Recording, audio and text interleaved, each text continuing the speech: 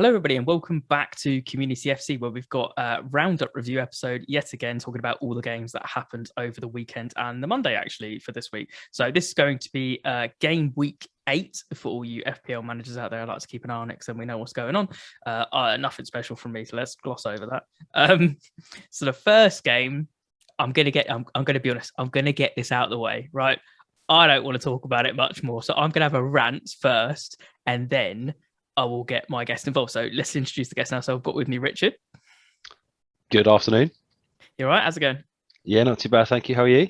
Yeah, not too bad. I've calmed down a bit from the weekend. Yeah.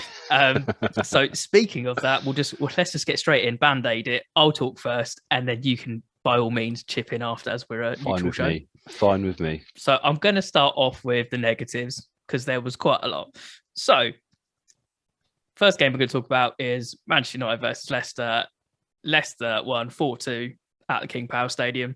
There's a lot to talk about and a lot to digest. I'm going to try and keep it fairly brief and just stick some points. And there is some positives. I know that's a shock, but there actually was. So let's just dive straight in. So the first thing I want to say is Leicester 100% got what they deserved. They 100% deserved the win, and they got it. We were completely off the boil. The biggest one for me is there was a lot of mistakes, and specifically there was a lot of mistakes from Harry Maguire. It seemed to be he was rushed back too quick from injury. We had Varane out and Maguire out, and that really seemed to have an effect on the starting lineup. And then the goal where it's literally just passed to him, he just switches off, turns off, and it is what it is. They've gone in and got a goal, and from there it kind of just went downhill. So Maguire rushed back, so that's an Ole thing as well, because he should be deciding whether he's fit enough. Obviously, if Maguire's telling him he's fit, it's a very different thing. So both of them take a little bit of blame there, but the tactics again seemed a little bit off. And there's a lot you could say about the game. We just didn't press enough. They slotted through balls. Maddison was slotting through balls and finding the spaces in the pockets and was making the run. So then when, Vardy, who's an absolute workhorse anyway and everything like that, they could just keep going and they could just get the job done.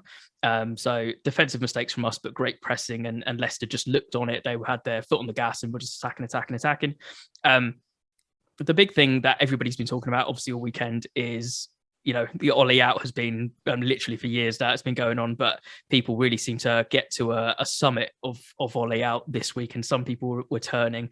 I have been, as Rich will tell you, I've been Ole in the whole time. I've never swayed from that, and I think I can see what he's doing, the progress that he's doing. The biggest thing for me is that we've now lost 3 in a row, and we're really starting to lose some major points in the Champions League group. We're starting to lose points on middle of the table teams that we really should be dispatching and putting away with the firepower and the talent that we have. And I'm just really concerned, especially with the period of games that we're going into. The next 5 or 6 games for us are really tough. I think it's Atalanta Champions League, which is a must win tomorrow night. We're recording this on a Tuesday. It's then Liverpool on the weekend. Then after that, it's the Atalanta again, and then it's Spurs, and then it's another Champions League, I think, and then it's City. So that is going to be a really defining moment for Ole and what Manchester United can do. I think the board is still going to back him. I think they can see the progress and obviously sign a new deal, all that kind of stuff. I just don't like some of the things that are happening. Like Pogba made a comment where he was just like, something needs to change. I don't know if that's having a dig at the manager. I don't know if that's just talking about the squad in general. It seems to be more squad-based. We'll move on.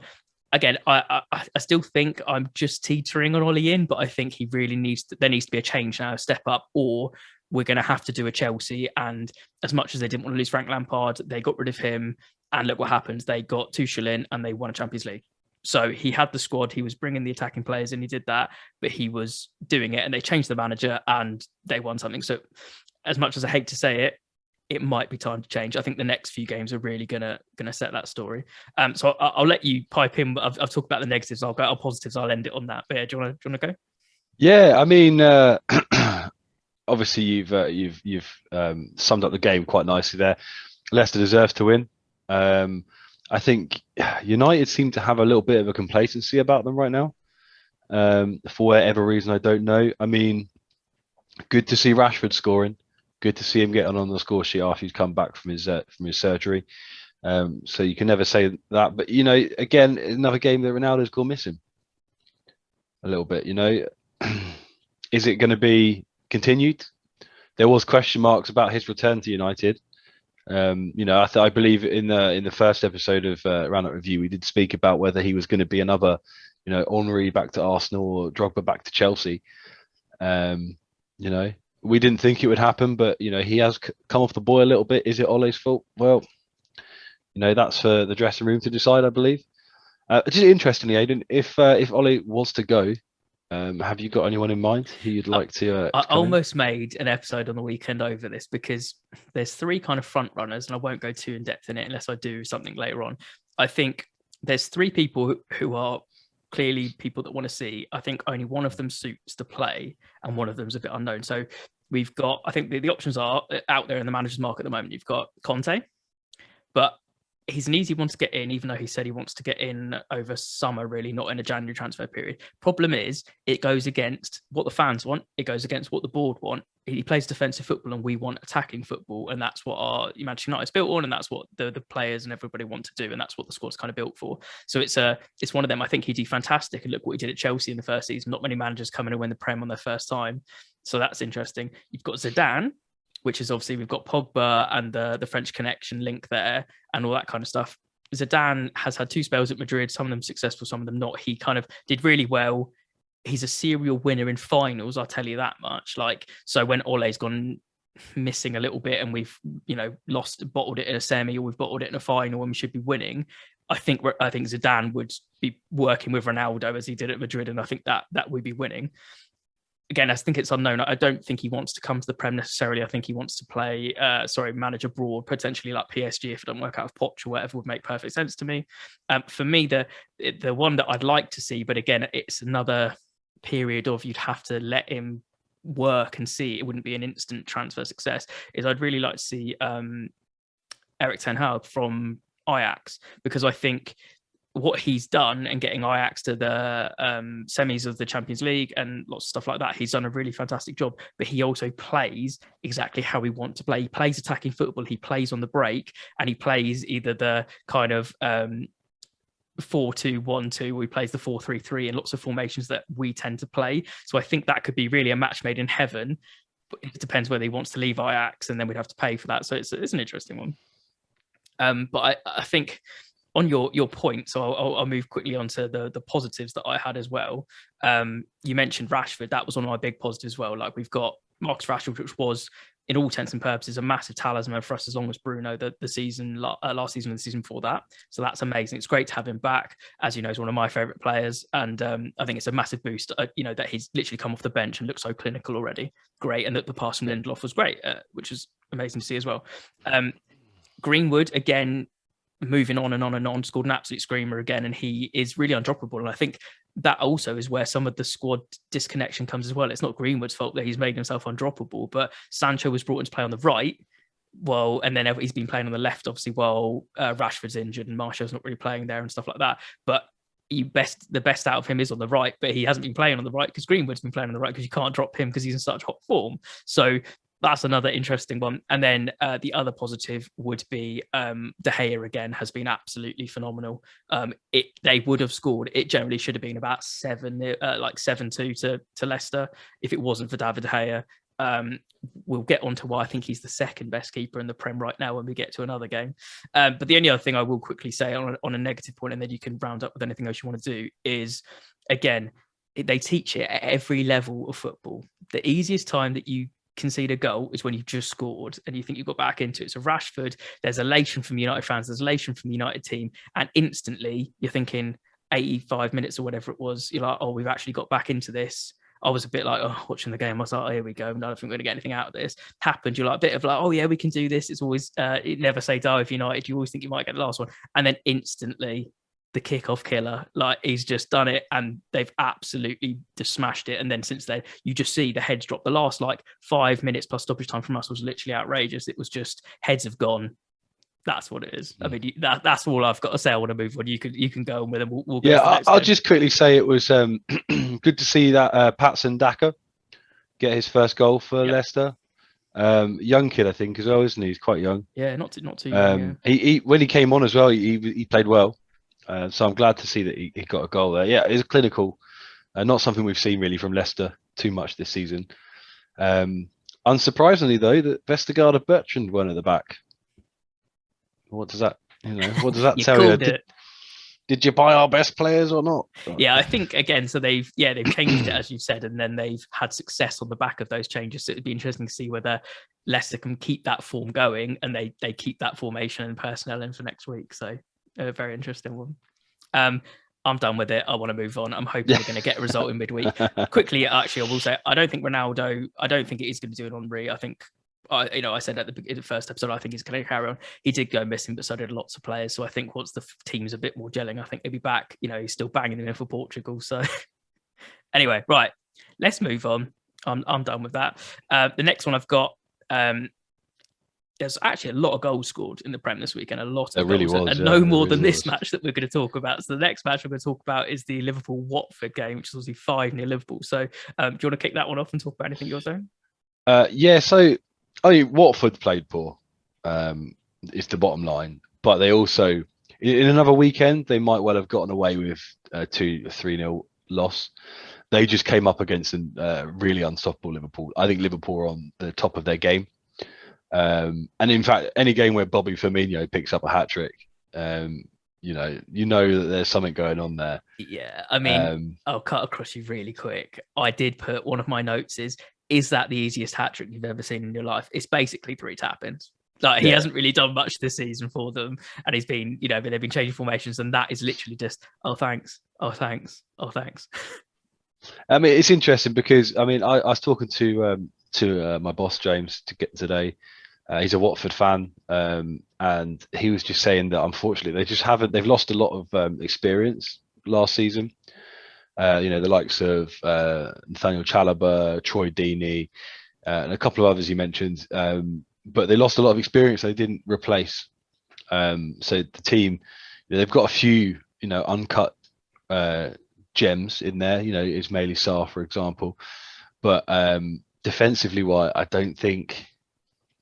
just don't think they've got what it takes to stay up in the Premier League this season. And Ben Foster, I don't think he played too badly. It always looks bad when you've conceded 5 goals as a keeper, but honestly, Foster didn't look like the big problem here. His distribution was a little bit lax, maybe, but I think that Watford defence has probably got a bit of a battering from the new manager, from Ranieri. It's obviously Ranieri's debut as well, wasn't it? Yeah, it was his first game. So it's like, I think he said in the interview afterwards, he was just like, because they were like, do you think you're in serious trouble? And he's like, I think we're in trouble, but it depends on how quickly they take on what I'm trying to tell them to how badly we can change as quickly. Yeah, and like I said, that Liverpool team at the moment is scary. Wouldn't like to be playing them on Saturday. Yes, Sunday, but yeah, absolutely. On Sunday. Apologies.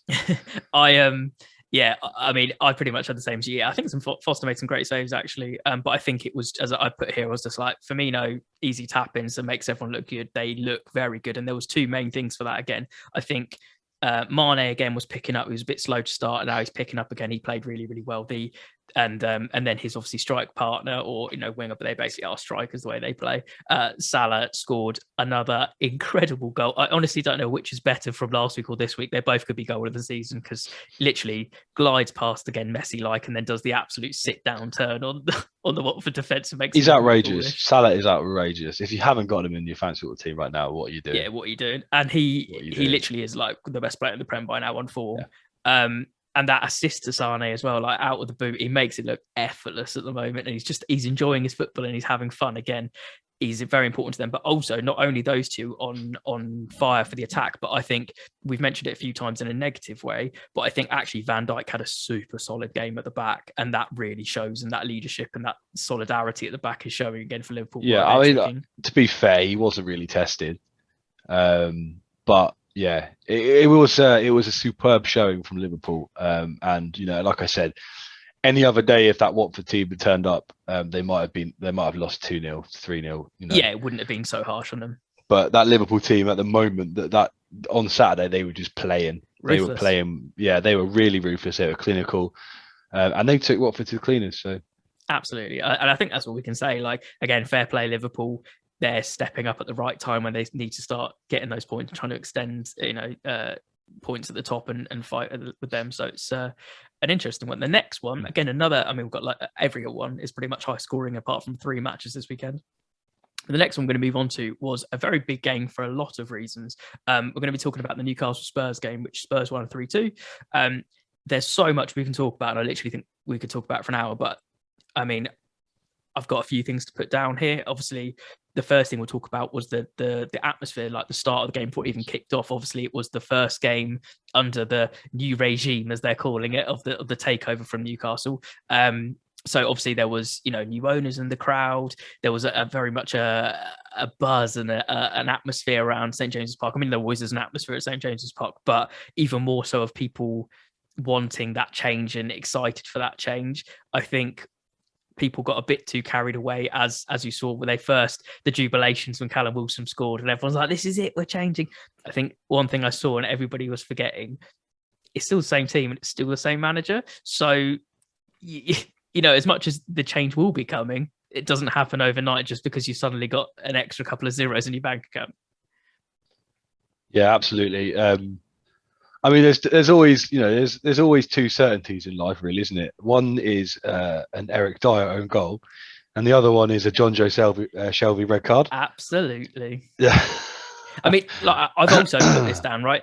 The thing with John Joe Shelvey, and it really winds me up, is when he wants to actually bother playing and he tries, he's in the team for an extended period of time because he's actually a really talented footballer. But when he doesn't try and he comes on and you see him get that early yellow as soon as he's that type of player that's just going to get a second one. So you're just like, cool, well, he's going to get sent off and ruin it for you. And yeah, as you said, Eric Dyer, he's happened a lot recently. Classic Eric Dyer. That.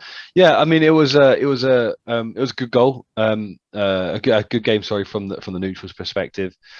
Harry Kane, is that his first in the season in the league?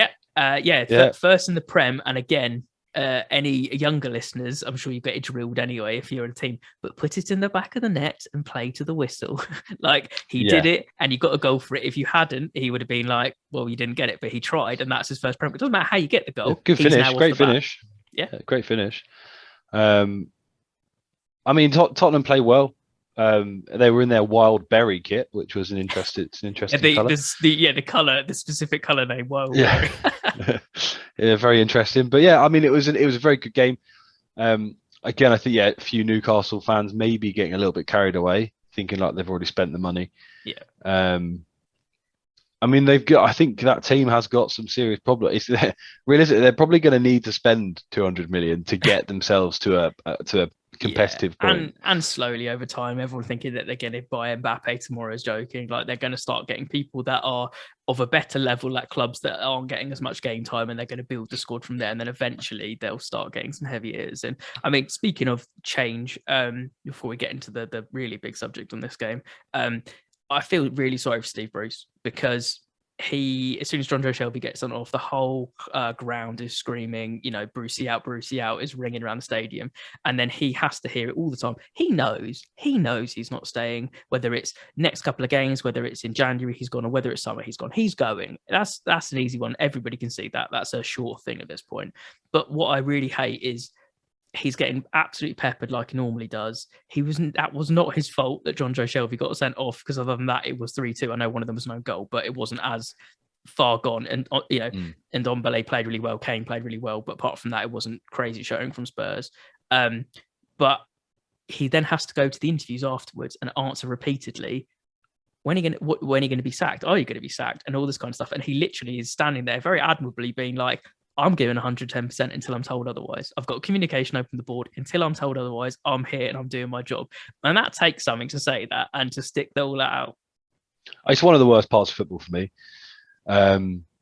Especially because I don't think that necessarily Steve Bruce has done anything too badly since he's been at Newcastle.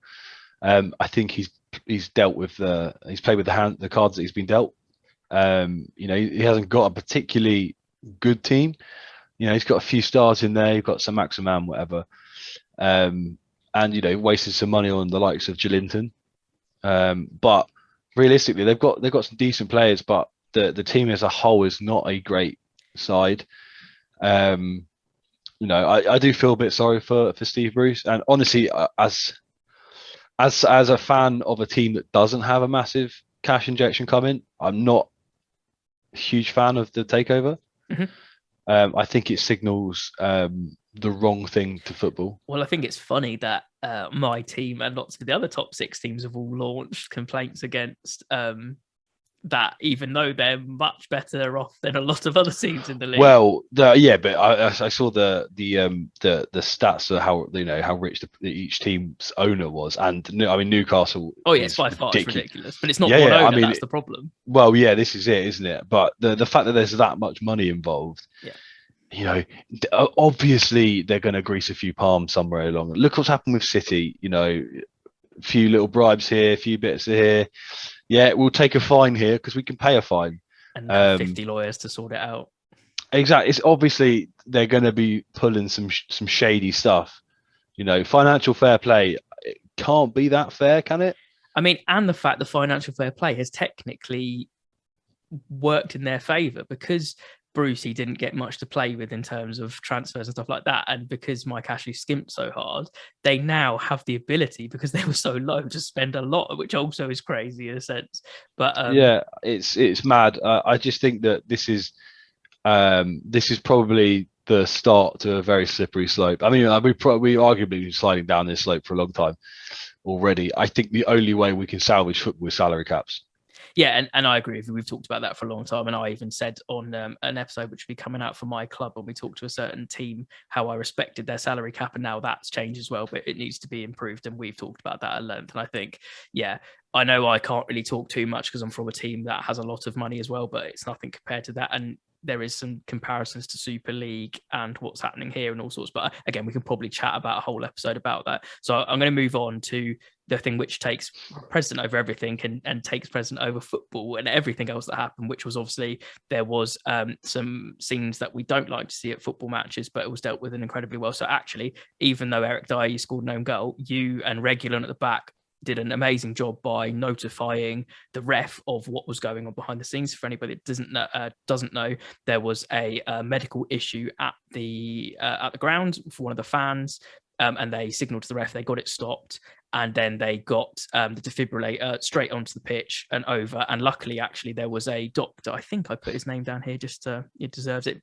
Dr. Tom Pritchard was in the crowd watching the game off duty and helped save this person's life. So a massive shout out to that. And the safety of fans and everything like that, especially what happened to Ericsson at the World Cup, Euros, was it's safety at these kind of things. And it's one thing that I want to bring up really quickly as well, and then I'll let Rich talk about the situation as well, because it was just an unheard of thing. But defibrillators, while we're on the topic, there's been a massive push, because in lower leagues and non-league football, lots of grounds don't have defibrillators at the moment, and there's been a big petition and stuff out there to get defibrillators to all sporting grounds because of this exact scenario happens. You've seen Christian Eriksen, who is incredibly fit athlete, and this is still happening to him. It doesn't matter who you are, this can happen to you at any time, and that's something that should be taken seriously, super seriously. So if you do have some time and interest in that, you can Google it, and that's a good petition to sign to make sure that all the grounds in England and Britain are equipped properly to deal with these situations. Yeah, absolutely. And I think we probably all have a responsibility as humans to learn, CPR, to learn the recovery position, even things such as like the Heimlich maneuver. I think it's so important to know that, because we might not be medically trained, but if we can do something that's going to help prolong the situation until someone who is medically trained can be available, then I think that we should all be learning to do that. And I think there's been a bit of a push now, especially with kids as well, teaching kids how to do CPR, check airwaves and that sort of stuff. So the simplest thing can make that keep that person alive until the medical help comes. And I think that's the point. Yeah, absolutely. So, and even if it's a case of don't panic and just call 999. Yeah. That's almost as important as doing CPR, doing chest compressions, because realistically you need to be able to keep calm and explain the situation, what's happening, where you are, and that sort of stuff. And a lot of time, if you panic, you might not be able to do that efficiently enough to get some help to you quickly. Absolutely. And so I think that's a really, really good message there. And it's just quite a shocking thing that something hasn't really happened too much in the limelight. It does happen on football pitches and has done before. We've had happen, to Arsenal players and stuff, but it was quite a while ago. But the fact we've had such a high profile one of Christian Eriksen in the Euros recently, and now this one as well from a member in the crowd. But the only thing I really want to touch on, apart from talking about the situation and how important it was, is how I've never really seen anything happen before where, like the Euros, they then went off the pitch, obviously, as they should, while the person was receiving the treatment. Then they came back on and played like 9 minutes or whatever it was in added times. Your time is at like 50 something minutes. If you turned on, you're like, what is going on? Like then, and then they went off for their normal halftime and then back out. So, I mean, obviously, we have no idea how much that might have affected some players more than others. I actually think Regulin had a really good game, and he was one of the first people to announce it and see it to the rest. So, fair play to everyone's professionalism for stopping it, but also carrying on for the rest of the games as well after seeing something like that.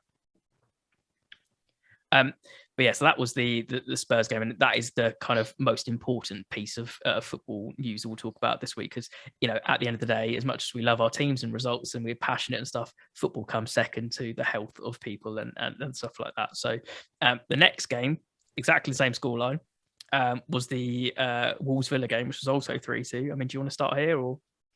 Yeah, can do. It was an entertaining game as a neutral there. Danny Ings got his second goal of the season. I literally, so the first note I have is just one for the FPL managers out there, because you can all feel my pain, and every single person's had this. I took him out of my team. Of course, he's going to score this week. Yeah, I mean, I took him out of my team pretty much after the first week, to be honest.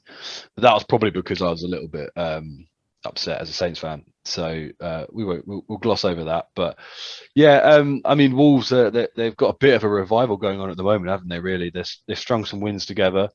They're looking strong. So it was a good back and forth.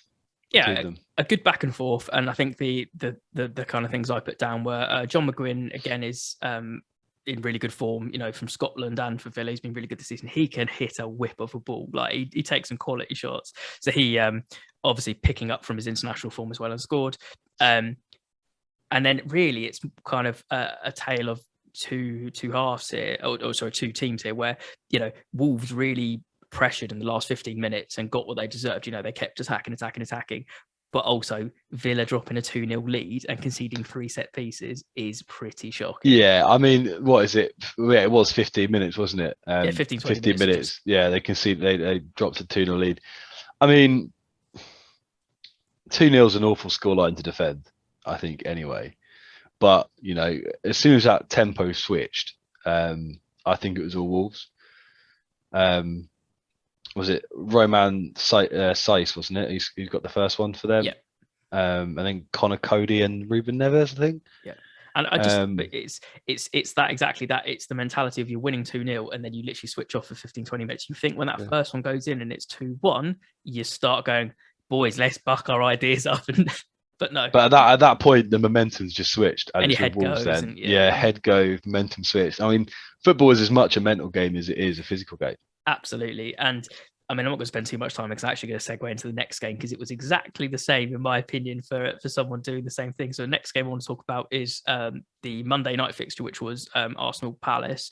And exactly the same thing. So Palace and Patrick Vieira thought they'd done it. They thought they'd held out for the win. And then last kick of the game, Lacazette scores, takes it well. It's unlucky the way that the first shot goes. I can't remember which midfielder it was that shoots it through because it ricochets off a few Palace defenders and the keeper and back out, and then Lacazette just reacts quicker. So it is unlucky. But the problem, the one I had, not the problem, that I felt so bad for Kiate as well because he headed the ball out for the corner and they zoomed in on his face and you could tell he was like, crap, I've just put that ball out for a corner. Now this is more dangerous than a throw. And then literally last kick of the game, and it's like, and Vieira as well, he was like, hitting the ground and stuff. And I'm sure it was a very hard pill to swallow for him. I mean, I feel like if you're Palace, you've taken a point. Yeah, so do I. I think if you got into it, but when you had that lead and should have held on to that lead, it's a very different thing. Last kick of the game.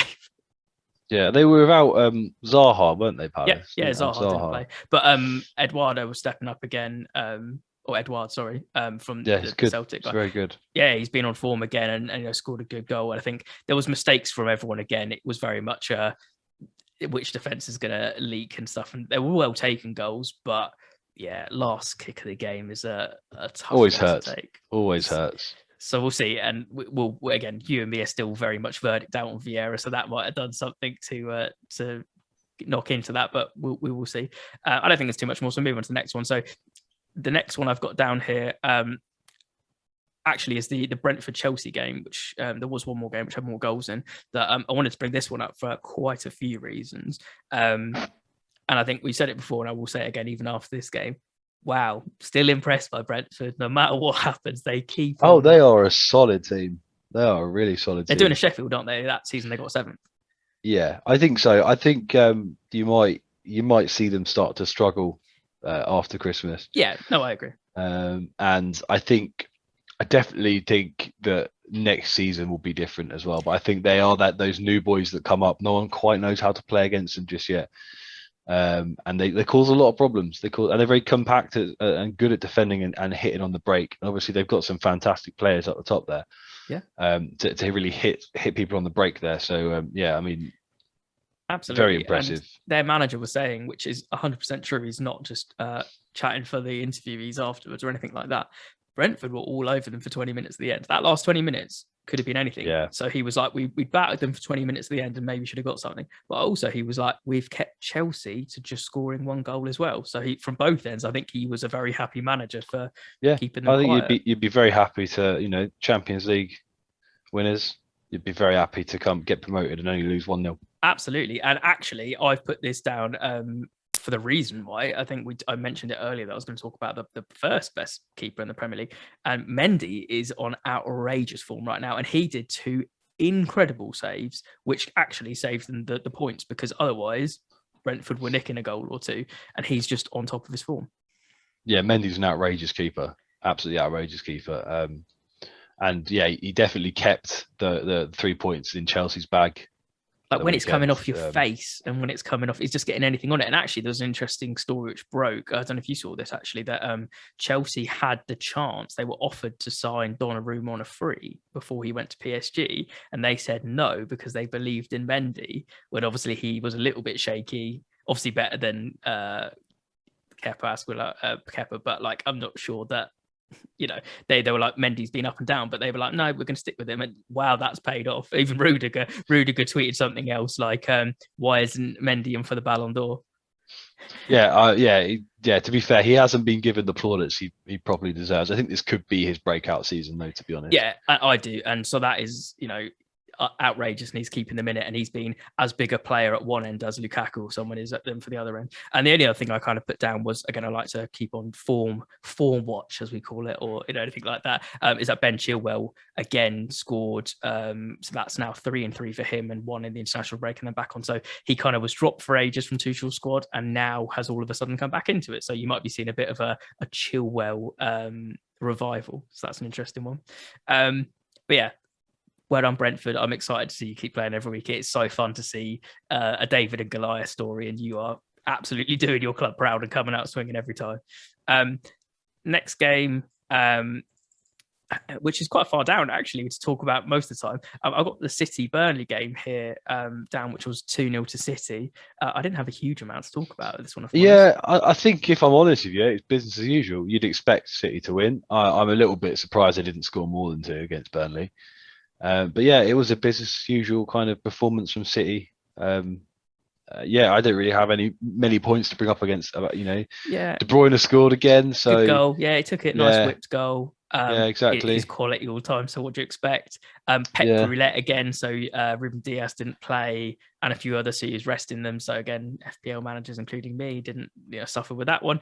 And the only thing I kind of put on the form watch thing is that we talked about Silva being good. He got a goal this time, which is, he doesn't pipe up too many goals, but is carrying on his out of Pep Roulette. Again, as we said, he's the undroppable one. He was the undroppable one, and then got a goal for it. So fair play, Bernardo Silva. Right. Anyway, I've had my rant, but I think you're going to be a lot happier to talk about the next game. So we're going to be talking about the Southampton Leeds game. So off you go.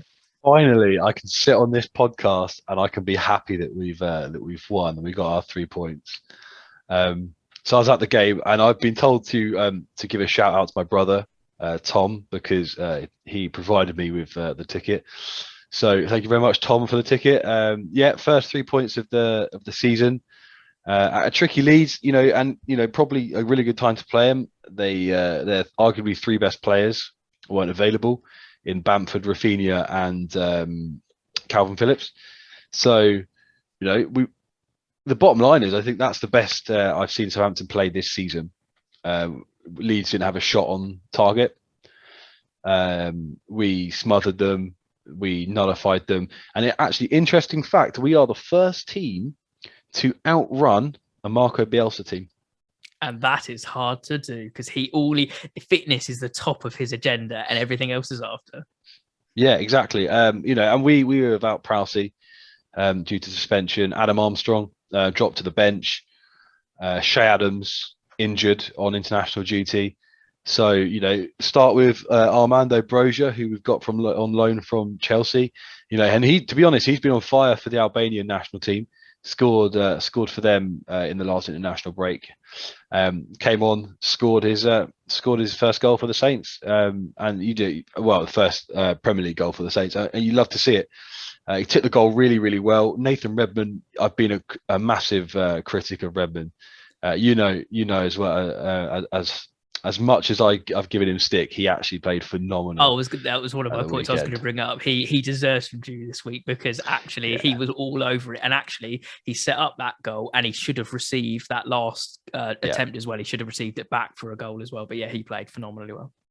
Yeah, I mean that's it's probably as one-sided as I would have as I can say about a contest that looks this close. Leeds didn't offer anything going forward, and likewise Mohamed Salisu was an absolute beast at the back. Looks like we've gotten a real good little gem here with Salisu, and I think as he's growing into his role and into his position, he's just increasing in confidence, and he looks really good. Another great performance from Tino at right back. I think one of the big differences is that Hassan Hootel didn't play Kyle Walker-Peters as left back, played Roman Perrault, who is actually a left back, and he just looked so much better going forward than Kyle Walker-Peters did. I love Kyle Walker-Peters, and I potentially like to see him slotting in at right back with Tino just in front of him. But I don't think he should be playing at left back, and I think that was probably one of the big differences that we had. We didn't really have a weakness at the back. Yeah, I mean, from what I saw, it seemed to be, I know there was a lot of attacking for Southampton, but it was quite a midfield battle, quite an open midfield battle, and that's exciting for a neutral watching. But yeah, I think I kind of put down here, I was like, yeah, Nathan Redmond, big shout out to him. He played really well. Yeah, Leeds weren't threatening. They had like one or two chances. Dan James had the odd one, but he needs to, I think like for United, he started really hot, but I think unlike this for Leeds, I think he needs to settle in for a bit and find his form, because I think he'll actually do really well at Leeds, and I do wish him the best, because he was a good player for United and a good squad rotation player. But I think I've kind of put here, apart from that, it was a huge 3 points for the Saints. So that's the big thing there. And yeah, and my Ralph's throat still reaction hurts a little bit from all the singing, That's good. That's good to see. Is what you want. Yeah, belting out all the tunes. But yeah, Ralph was absolutely, a really powerful emotional reaction from him, and that's what you want. I think you were saying the pressure starting to build and stuff again, and I think that's a 3 points against a team which you were looking to have a fierce game against, and I think that's gonna buy a bit. They beat us both games last season. Yep. Quite soundly as well. So I'm very, very happy to get 3 points. Yeah, and hopefully you can push on from there and grab a few more as well. And Leeds, I think they need to recoup after getting some of their players back from South America and stuff as well, if they've had issues for. But interestingly about Leeds is I think they've got Sheffield United syndrome. Their first season back up, they played well, they finished strongly. Second season not looking so hot. So I think that they might struggle a bit this year. I think they will struggle. I think they'll be fine in terms of not relegation or anything. But yeah, I don't think they're going to be as hot as they were previous seasons. But enjoy this. Enjoy the win while you can. Some of us are not so happy this week and haven't been for a few weeks. Yeah, have you had a win yet on the Roundup review? I think I did for the first week. Did if I you? remember. Maybe not. I can't remember. No, Maybe that I was blanked that it was a out. draw. That was Aston Villa, wasn't it? Oh yeah, it might have been actually. So maybe not. So Yeah. I think I'm just on the high from I'm very much a full grown man and was buzzing for Ronaldo's come back. And I told you, definitely Yeah. got up and did the Soo celebration in my living room when he scored. And that buzz and that has definitely dropped. Everyone supporting my club right now. Anyway, a couple of last games to round up. Nothing too especially. We'll kind of briefly touch on some points, and then I've got a fun story to kind of end the episode on. Everton West Ham. There's really not much to talk about. Everton doing their usual. Their midfield were looking good again, but they just weren't looking as good as they have been for other weeks. West Ham just seemed to want it more, and one man in particular wanted it a lot more. And Ogbonna again, he scored the goal, but actually had a phenomenal game in defence as well and creating. So, what such a threat from set pieces, scored from set pieces, and I believe, could be wrong. Haven't written this down. I think, from my knowledge, I think he's all 8 goals he scored for West Ham have been set pieces. So that's what he does. West Ham, I think, did score the most set pieces from score the most goals from set pieces last season. Well, there you go. So, but yeah, so I mean, I don't got anything else to add. All that's it wasn't. It was just no, I mean, yeah. I mean, I did put Decore in my fantasy football team, thinking that might get a few little rogue points there, but. Yeah, I think a lot of people have put either Decore, Gray, or Townsend in. I've had Allen in for a few weeks, even before they were good, but it's because that's because of issues with money, not because he got points for value at the time. So he's not one of the big ones. But yeah, I think again the midfield, the way Benitez is playing them, I think their midfield's looking a lot stronger. And they again, people are forgetting they haven't had Dominic Calvert-Lewin for a while, and all that kind of stuff. So there is more to come from Everton, and I think they'll be solid. I'm not sure they'll be incredible this season, as some people thought they might be a bit higher, and again, hope's a bit like Villa, but I think they'll be solid and it'll all even out. Yeah, and don't forget, this is a very, very good West Ham team as well. Yeah, absolutely. They've been on fine form, and actually not one of their hot prospects like Antonio scoring, for example, and it's Ogbonna getting the points is showing that resilience as their team of getting the win, even though it probably should have been a 0-0 written all over that game for them. Yeah. And then speaking of 0-0, the only game of the entire Prem weekend that didn't have any goals in it was the Norwich Brighton game, which was 0-0.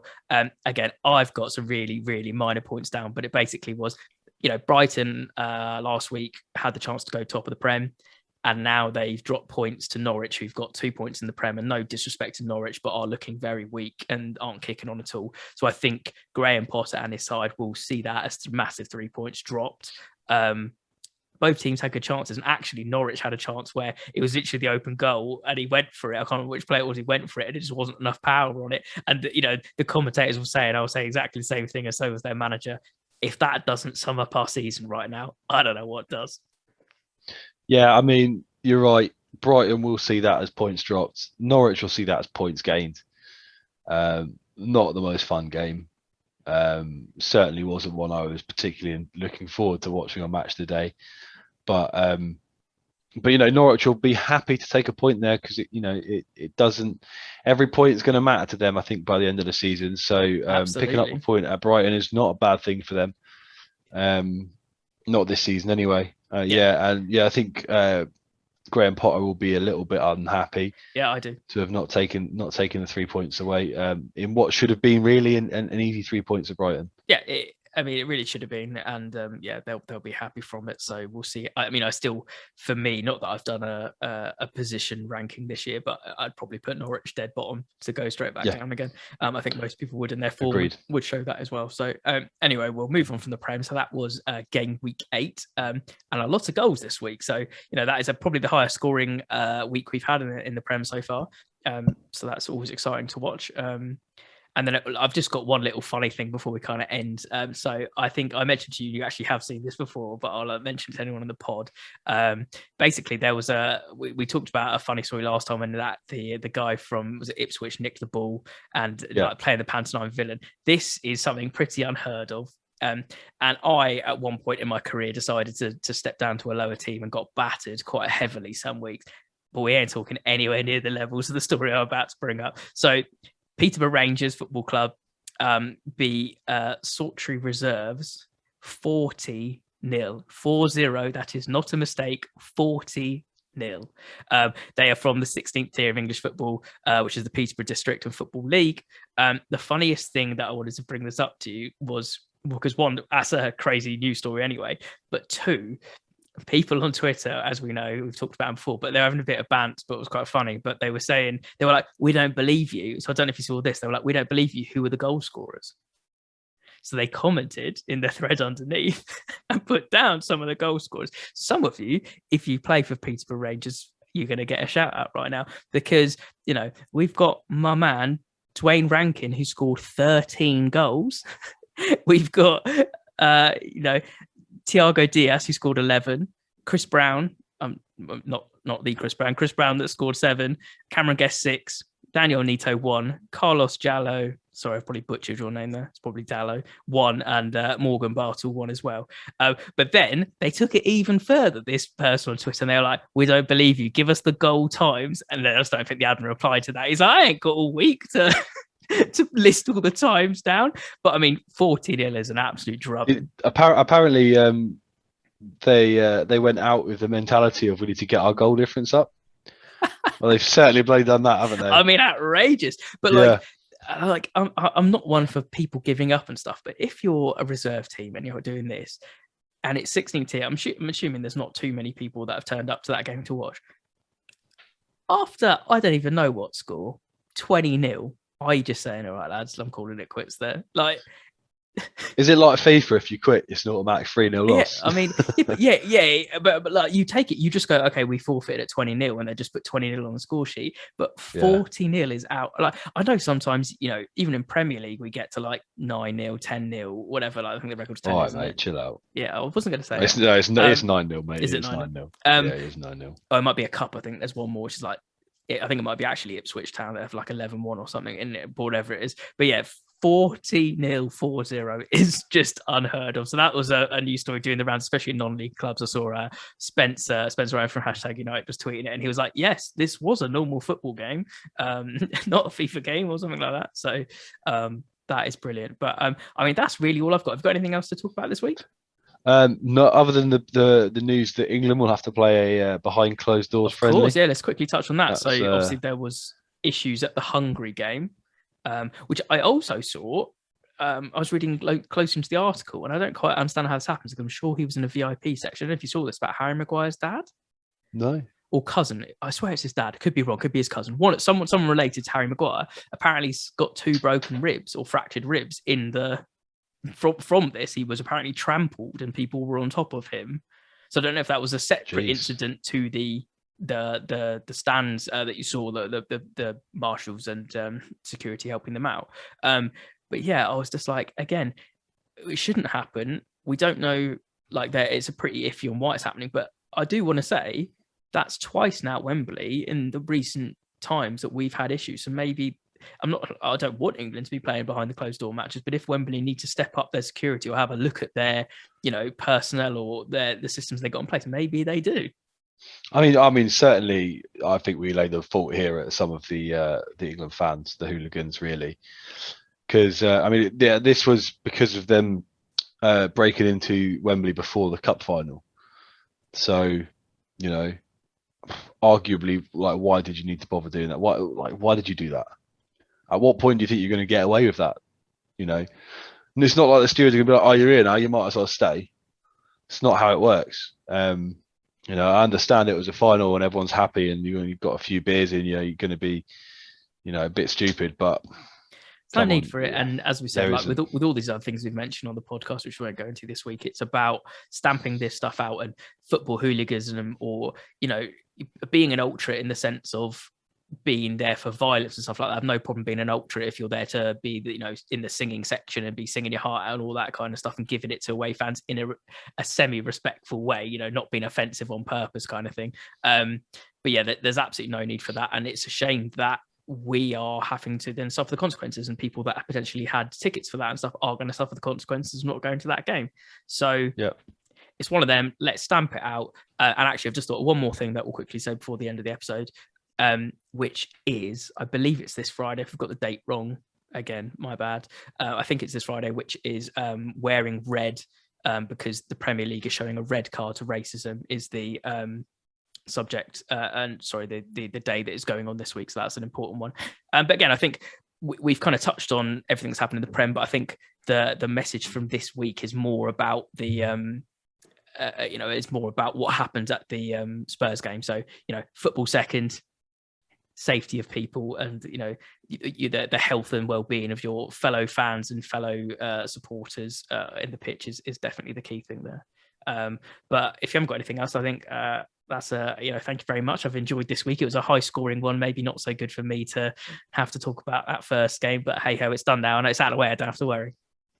Yeah, thank you very much for having me, mate. It's always a pleasure to come on and to chat football with you. Always. I mean, this is what we do most of the time, so why not slap some cameras on and record it? Cool. So thanks very much, Rich. That has been Game Week 8, and that's has been Roundup Review. I think that's episode 3.